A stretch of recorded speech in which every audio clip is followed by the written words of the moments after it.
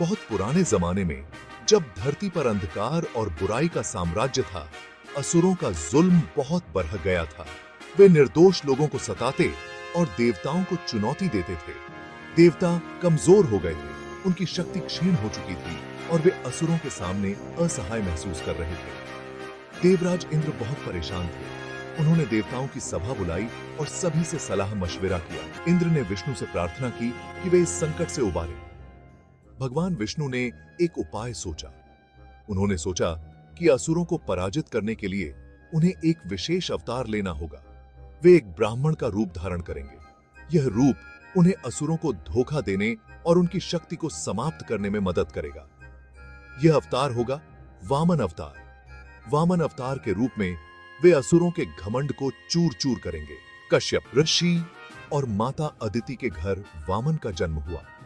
उनका जन्म देवताओं के लिए एक नई आशा लेकर आया। छोटे से वामन ने वेदों का अध्ययन किया। वे ज्ञान और शक्ति से परिपूर्ण हो गए। उनके हाथों में लकड़ी का छत्र और कमंडल था। देवताओं को विश्वास था कि वामन ही असुरों का घमंड तोड़ेंगे। राजा बलि बहुत शक्तिशाली थे।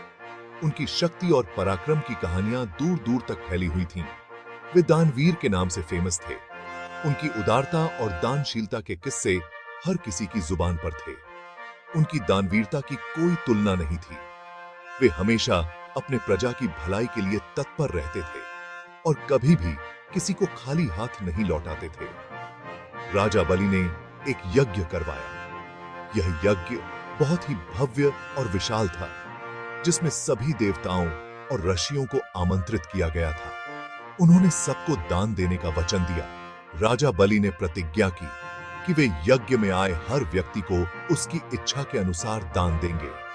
देवताओं को जब यह खबर मिली तो वे घबरा गए। उन्हें लगा कि अगर बलि ने इतना दान दिया तो वह और भी शक्तिशाली हो जाएगा। देवताओं को चिंता सताने लगी कि बलि की शक्ति से उनका अस्तित्व खतरे में पड़ सकता है। वामन अवतार को बलि के यज्ञ में जाने का आदेश मिला।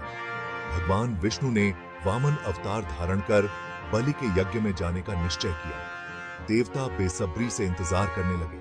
वे देखना चाहते थे कि वामन अवतार बलि से क्या मांगेंगे और कैसे उसकी शक्ति को नियंत्रित करेंगे। वामन, छोटे से ब्राह्मण, यज्ञ में पहुंचे।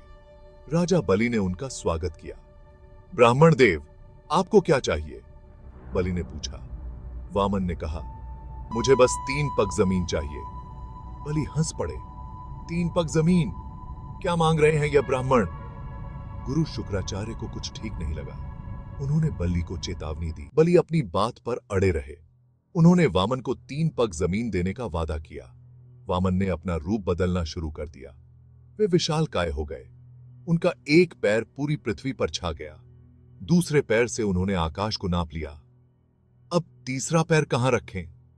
बलि समझ गए कि यह कोई आम ब्राह्मण नहीं है। वामन ने कहा, राजा बलि, तुमने वचन दिया था। तुमने कहा था कि मैं 3 पग भूमि मांग सकता हूं।